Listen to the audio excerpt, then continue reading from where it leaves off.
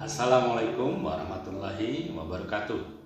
Alhamdulillah wa syukurillah. Assalatu wassalamu ala sayyidina Muhammad Rasulillah. Semangat pagi.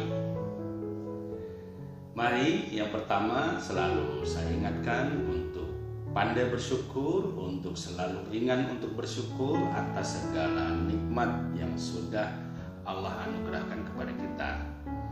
Umur yang panjang, kesehatan yang masih terjaga, dan kesempatan yang masih diberikan, ini menjadi keberuntungan yang terbesar. Bahkan iman yang masih terjaga dengan baik itu pun menjadi satu-satunya keuntungan terbesar bagi kita sebagai hamba Tuhan yang selalu mengharapkan perjumpaan dengannya di hari abadi nanti. Sahabatku yang dirahmati Allah, menjadi niscaya jika ada baik, ada buruk, ada hitam, ada putih, bahkan ada malam yang selalu akan berganti dengan terbitnya pagi, lalu terang benderang di siang harinya. Maka tidak perlu menjadi berkecil hati, tidak usah menjadi gelisah ketika kita sedang diuji olehnya. Kita sedang menerima cobaan yang berat atau menurut ukuran masing-masing sesuai dengan kadar kesanggupan kita. Jangan lantas merasa bahwa semuanya menjadi gelap gulita, seakan-akan tidak ada lagi hari di esok harinya. Kita selalu menjadi patah arang, menjadi baper, menjadi emosi atas segala apresiasi yang kurang positif atau keadaan yang mungkin menyamai atau nasihat yang mungkin tajam kepada kita. Kita memang maunya manis terus, orang senyum terus sama kita, sepakat selalu dengan pendapat kita, bahkan memaklumi dan mengizinkan segala kekurangan yang pelanggaran atau pelanggaran yang selalu kita lakukan. Acak dilakukan berulang, dan kita meminta orang lain untuk memberi banyak sekali perhatian dan permaafan. Sebetulnya tidak semata-mata seperti itu, karena sebetulnya kepahitan atau ujian atau musibah atau apapun yang tidak selaras dengan kesenangan kita itu acap, bahkan lebih banyak sering menuntut kita agar mau mawas diri, mau belajar lebih giat lagi, mau mengerti tentang romantika hidup ini, bahkan mampu menundukkan kita, lalu air mata itu mengalir dari sungai kecil di sudut air mata kita ini atau di sudut pandang mata kita ini.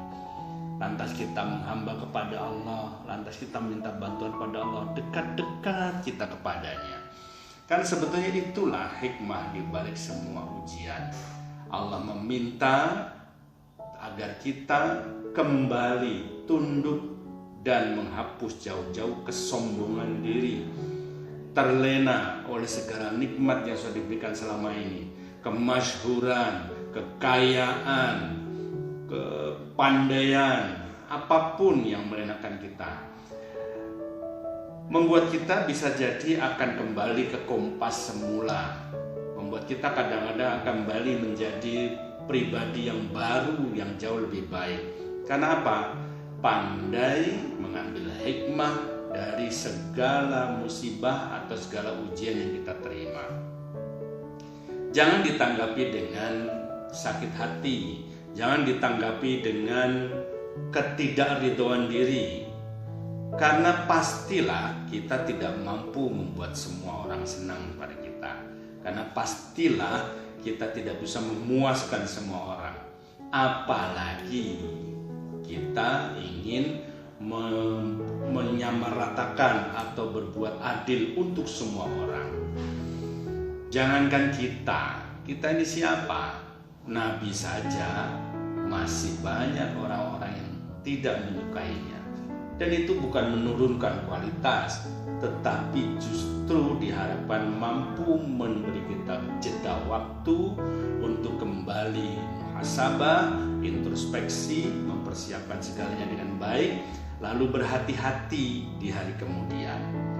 Jadi tidak usah mengumumkan kepada banyak orang bahwa Anda tersinggung dengan nasihat seseorang, atau Anda keberatan dengan kritikan seseorang, atau bahkan Anda merasa, sudahlah, kalau begitu saya lepas saja semuanya.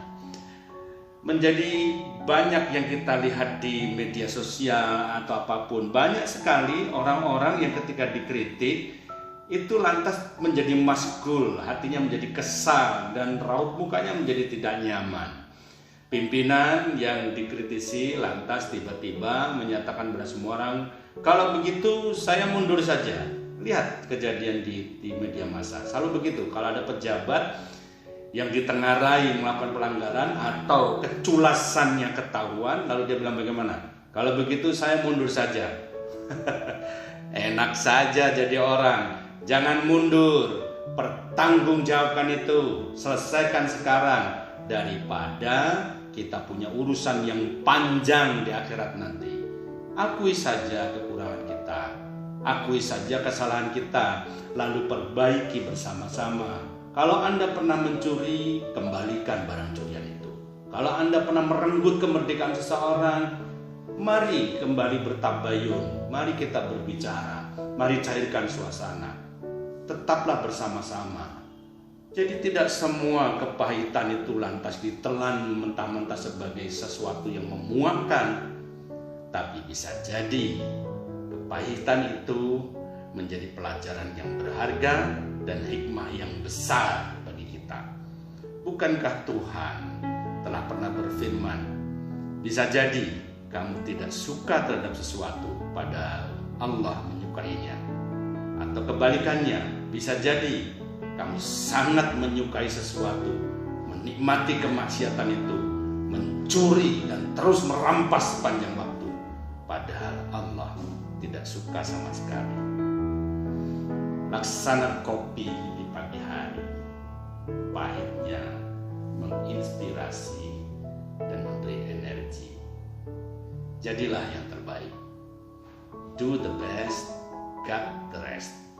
Assalamualaikum warahmatullahi wabarakatuh.